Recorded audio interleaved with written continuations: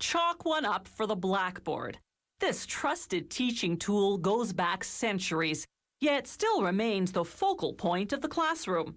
Today's blackboard, or chalkboard as it's also called, hasn't changed that much in appearance, but the materials used to make it have changed.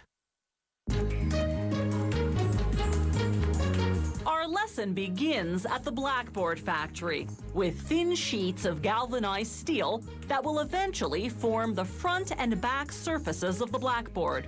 They arrive at the factory already pre-cut to standard sizes, 6, 8, 10, or 12 feet. First stop is a machine that blasts the sheets with acid. This removes any dirt that would prevent paint from adhering to the surface. As the sheets exit the cleaner, powerful fans dry them off. The paint is a type of acrylic enamel designed especially for blackboards. The factory adds a powdered mineral formulation to make it dry to a rougher texture. This helps chalk adhere better. Traditional slate blackboards were naturally black. Today's steel surface boards come in several colors. The most popular, though, are black and green. Some companies use colored porcelain instead of paint.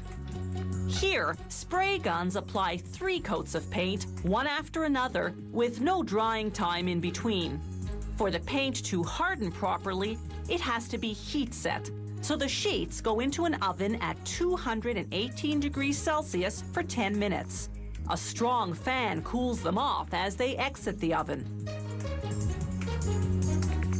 Next, a worker sprays contact cement on the backs of 2 painted sheets.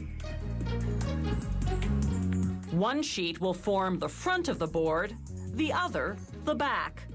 Sandwiched in between will be what's known as the blackboard's core.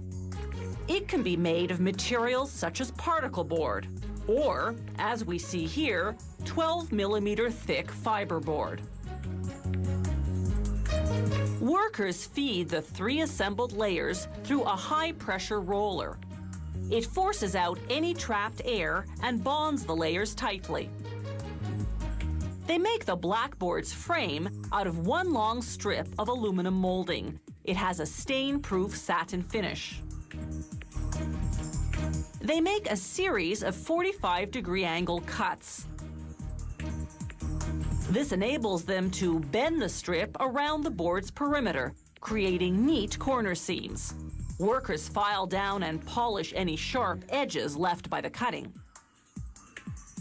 After verifying that it's perfectly square, they fasten the frame using either rivets or screws, depending on the model.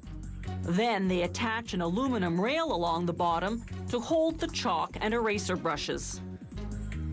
This model happens to be a reversible mobile blackboard, the type typically rolled into conference rooms. It has a couple of extra components: a pivot mechanism, enabling the board to be flipped to the other side, and a latch system for tilting the board to different angles. The blackboard stand is made of painted steel tubing. It rolls on rubber and chrome-plated steel casters.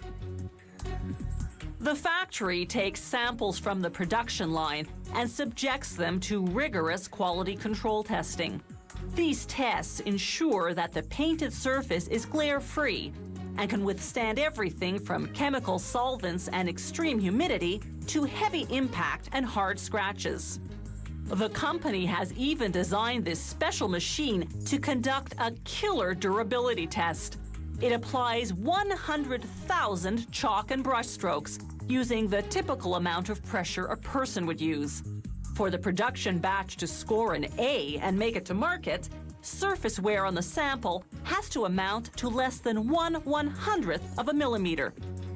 And that's not all. The paint finish must still be matte. A writing test has to produce chalk lines that are clear and dark enough, and the writing has to erase cleanly and easily.